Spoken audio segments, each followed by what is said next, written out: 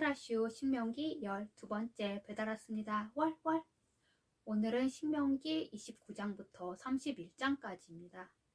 신명기 29장은 호렙에서 이스라엘 자손과 세우신 언약궤라는 말로 시작을 해서 우리를 헷갈리게 합니다. 그 호렙산 언약과 지금 이 모압 땅에서 세우실 앞으로 세우실 이 언약은 다른 걸까요? 이 두 언약은 비슷합니다. 그런데 하나님께서 다시 한번 말씀하신 이유는 이제 세대가 바뀌었습니다. 이 전의 세대는 하나님께 반역을 행해서 전부 이 광야에서 40년간 방황하다가 이미 죽었거나 앞으로 죽을 예정이지만 말이 약간 그렇지만 죽을 예정이죠. 그리고 이 새로운 세대가 이제 가나안 땅에 들어갈 겁니다. 그래서 하나님께서는 언약을 갱신하기 위해서 이 모압 땅에서 다시 한번 언약을 주신 겁니다. 그리고 또 이렇게 다시 한번 언약에 대해서 새롭게 말씀을 하시고 갱신을 해야 이들이 이 가나안 땅에 들어갈 새 세대들이 이 언약의 당사자라고 생각을 하겠죠. 신명기 29장 2절에서 4절. 먼저 모세는 하나님의 은혜를 회고합니다. 애굽 땅에서 하나님께서 행하신 10가지 재앙을 비롯해서 말입니다. 이 10가지 재앙 여러 개가 있었지만 저는 이 재앙 중에 조금 우스운 게 우습다고 하면 좀 그렇지만 제가 애굽인도 아닌데 우습지 못할 것도 없죠. 그러니까 이렇게 웃긴 재앙은 개구리 재앙인 것 같습니다. 왜냐하면 이집트 술사들도 자신들도 개구리를 만들어서 이 재앙을 보태잖아요. 그럴 때 이 파라오가 아니 이놈들아 너희들이 개구리를 없애야지 돈 만들면 어떡하냐 그래야 되는데 이 자기 술사들도 개구리 만들 줄 아니까 개구리 만드는 거 별거 아니네 이렇게 생각하고 상관하지 않잖아요. 이런 재앙들을 봤습니다. 그런데 모세는 왜 이러한 일들을 회상을 하였을까요? 왜냐하면 이런 얘기를 하면 하나님께서 이렇게 너희에게 큰 이적을 베푸셨는데 이 이적을 왜 베푸셨겠냐? 너희를 인도에 내실 생각이 아니면 이런 일을 대체 왜 하셨겠냐? 라고 하면서 이스라엘 민족들을 격려하기 위해서입니다. 그런데 이스라엘 민족들은 성품이 좀 별로 좋지 못합니다. 아주 패역한 인간들이죠. 그들은 하나님의 은혜를 깨닫지 못하고 원망과 불평을 일삼습니다. 급기야는 모세와 아론을 버리고 새 지도자를 세워서 애굽으로 돌아갈 생각까지 하였습니다. 신명기 29장 5절. 그 덕에 이들은 광야를 무려 40년간이나 방황하게 되었습니다. 이 가데스 바네아 사건 때문이죠. 이때 가나안 땅을 정탐하고 12명의 정탐꾼들이 그 땅 거민이 굉장히 강하다. 그들에 비하면 우리는 정말 메뚜기 같다. 이렇게 얘기를 하잖아요. 그리고 갈렙과 여호수아만 빼고 이렇게 얘기를 합니다. 그러니까 백성들이 모세하고 아론을 버리고 죽이려고 했나? 거의 죽이려고 했죠. 그리고 새 지도자를 세워서 애국으로 돌아가려고 했습니다. 생각도 할 수 없는 일이죠. 근데 이렇게 40년 그래서 그 일 덕분에 그 일 때문에 이 광야를 40년간이나 방황하게 되었는데 정말 신기하게도 옷도 헤어지지 않았고 신발도 떨어지지 않았습니다. 그러니까 정말 신기하죠. 그 이제 좀 한편으로 하나님께서 그냥 옷이 좀 떨어지고 신발이 망가지고 그래서 무한 공급해 주셨으면 좋았을 텐데 라는 생각도 듭니다. 같은 거 계속 신고 입으려면 질리잖아요. 이런 걸 따질 처지가 아니죠. 그리고 심지어 발도 아프지 않았습니다. 왜냐하면 발이 아팠더라면 틀림없이 불평을 했겠죠. 발도 안 아팠어요. 우리도 지금 신발이 굉장히 좋지만 좀 잘못 신거나 정말 많이 오래 걸으면 발도 어떻게 되기도 하고 물집도 잡히고 뒤꿈치도 벗겨지잖아요. 이런 일이 없었단 말이에요. 신명기 29장 6절. 그리고 이들은 이스라엘 민족들이 광야에서 떡과 포도주를 먹지 않았습니다. 이것은 빵하고 포도주죠. 이것들이 이들에게는 주식이었습니다. 이들은 물이 나빠가지고 포도주를 먹어야 했거든요. 그러니까 하나님께서는 만나와 메추라기를 주시고 물도 수시로 공급을 해주셨죠. 신명기 29장 7절에서 10절. 게다가 헤스본 왕 시온과 바산 왕 옥이 이스라엘을 대적하려고 나옵니다. 그랬는데 이들이 집니다. 하나님께서 그래서 그들의 땅을 르벤 지파와 갓 지파와 므낫세 반 지파에게 먼저 주시죠. 계속 달라고 해서 그들에게 이제 주시는 거죠. 그 땅이 일단 동편 동자선 좀 헷갈리네. 동편 요단 동편의 땅이죠. 자, 하나님께서는 이렇게 정말 대단하고 능력이 있으시니까 제발 좀 믿으라고 모세가 호소를 합니다. 그러니까 모세 입장에선 정말 참 갑갑한 노릇이죠. 신명기 29장 10절에서 11절. 자, 이 부분에서는 언약갱신의 대상을 밝히고 있습니다. 두령, 장로, 그때 이스라엘 민족의 남자들, 뭐 여자들을 숫자에 넣지도 않잖아요. 예수님 시대에도. 뭐 이런 사람들은 물론이고 뭐 여자, 정말 갓난 아기, 그리고 뭐 이제 객하고 종까지도 다 이 언약 갱신의 대상이 됩니다. 신명기 29장 12절.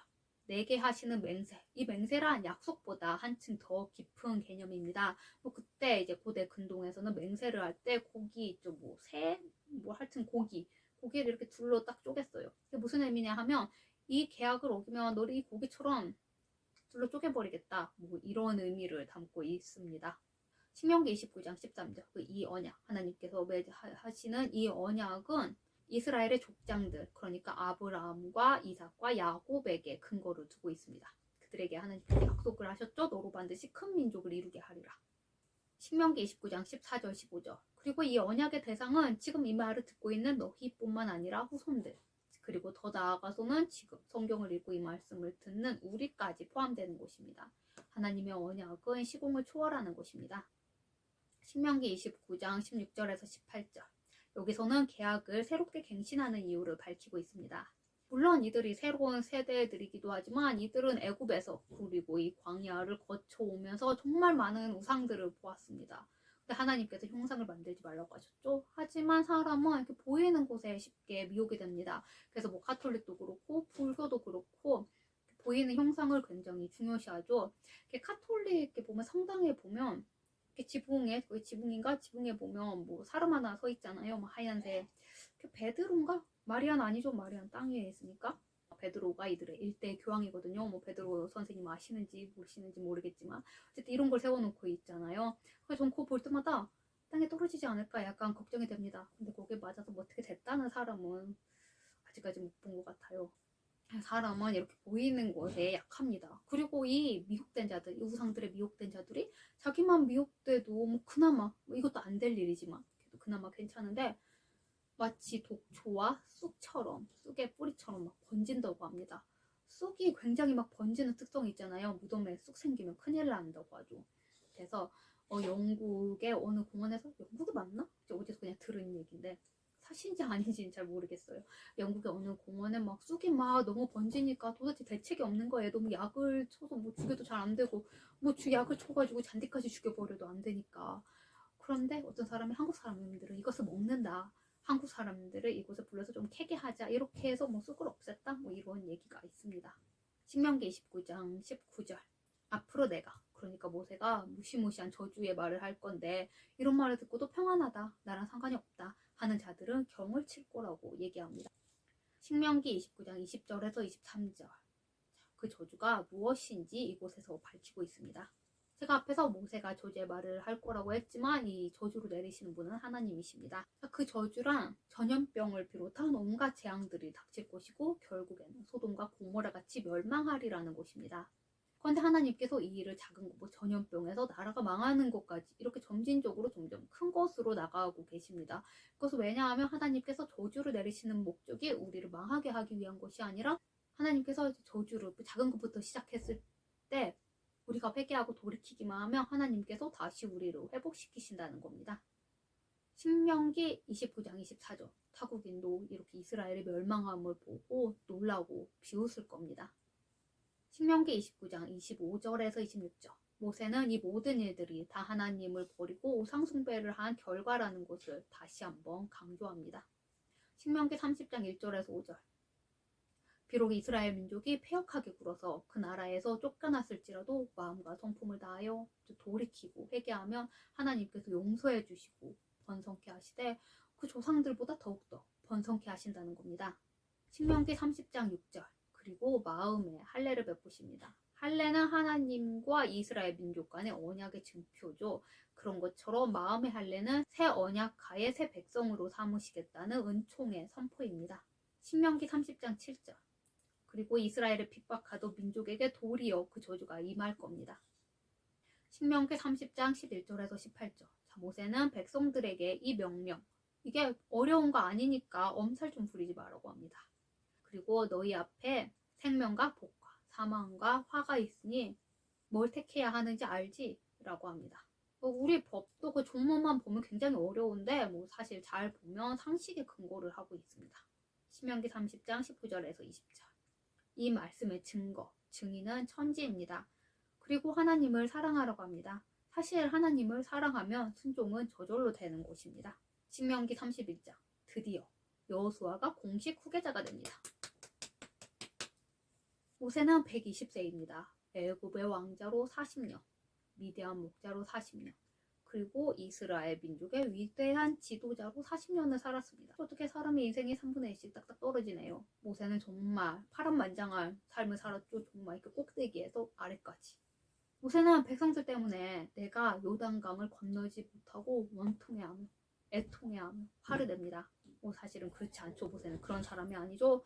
모세는 하나님께서 세우신 지도자답게 자신의 한계를 알고 후계자로 여호수아를 잘 세웁니다.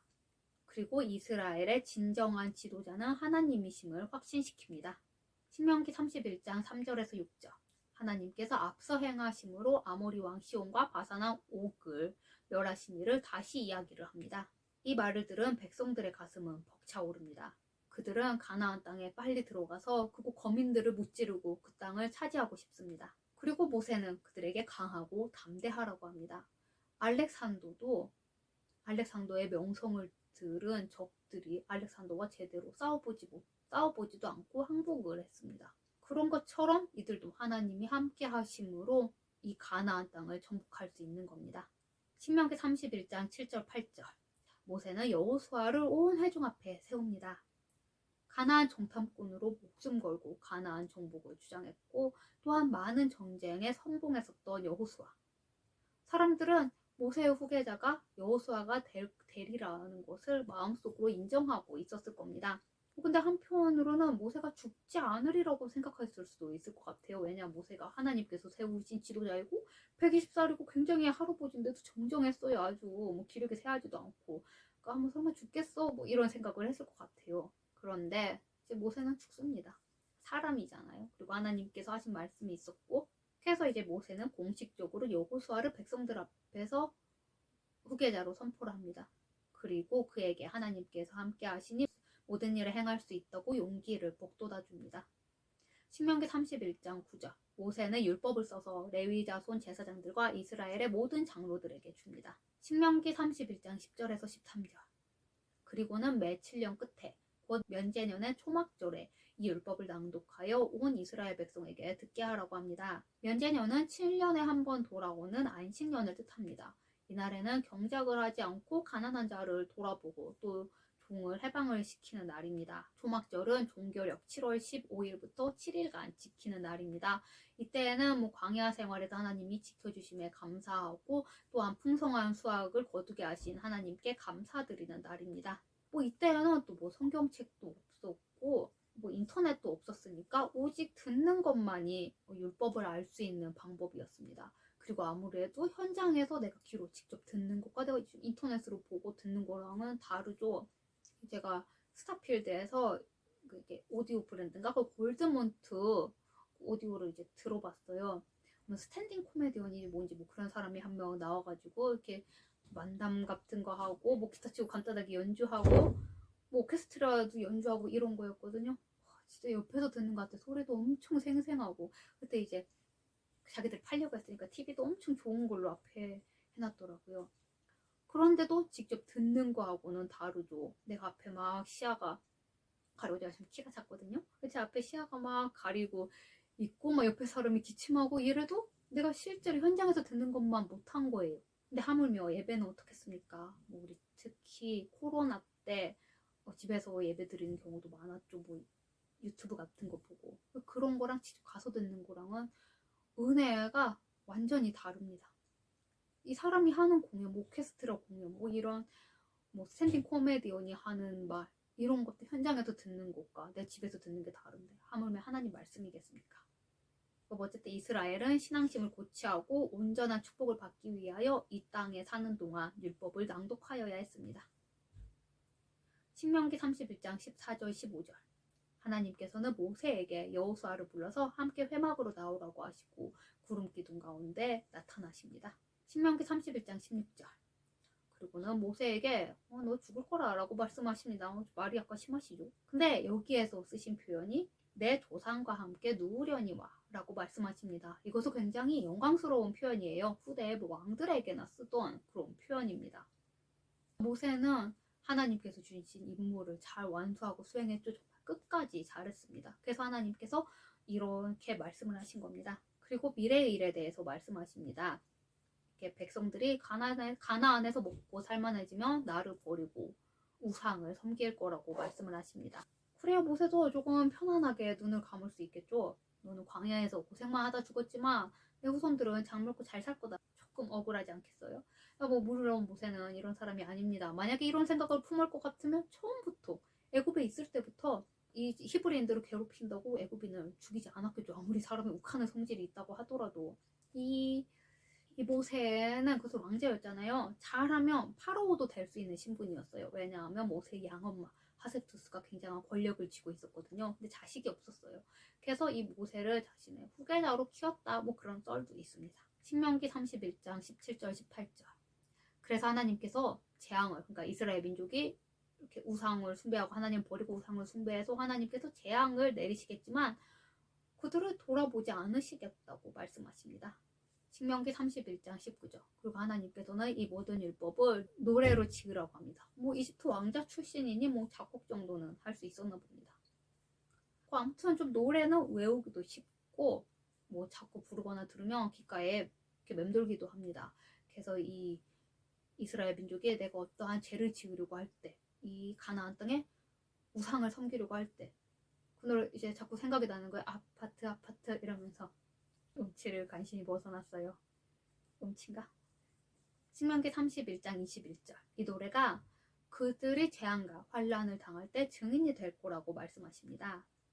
몰라서 우상을 섬겼다. 이것은 변명거리가 될 수 없는 겁니다. 신명기 31장 23절. 드디어 하나님께서 여호수아에게 직접 말씀을 하십니다. 모세는 하나님께서 바위에게 명을 내려서 물을 내라고 하셨는데 모세는 바위를 쳐서 물을 냈습니다. 물론 결과만 놓고 보면 똑같아요. 근데 하나님께서는 순종을 보시는 분입니다. 그래서 모세는 죽게 되고 여호수아가 새 지도자가 됩니다. 신명기 31장 24절. 모세는 이 율법을 책에 썼습니다. 이 책은 파피루스로 만든 겁니다. 모세는 앞서서도 말했듯이 이집트 왕자 출신이니까 파피루스 정도 만들 수 있지 않았겠어요? 신명기 31장 27절에서 30절. 모세는 너희가 어떤 백성인지 내가 정말 잘 안다. 내가 살아있을 때도 너희가 이 모양이었는데 내가 죽으면 너희가 대체 어떻게 행하겠냐. 그래도 잘 좀 해봐라 이놈들아 라고 하며 장로와 유사들에게 이 노래를 백성들에게 들리라고 신신당부합니다. 모세는 죽는 그날까지 하나님 앞에서 사명을 다하고 후계자까지 잘 세우고 영광스러운 죽음을 맞이합니다. 우리도 하나님 앞에 가는 그날까지 최선을 다해야 합니다. 오늘은 여기까지입니다. 다음에 만나요.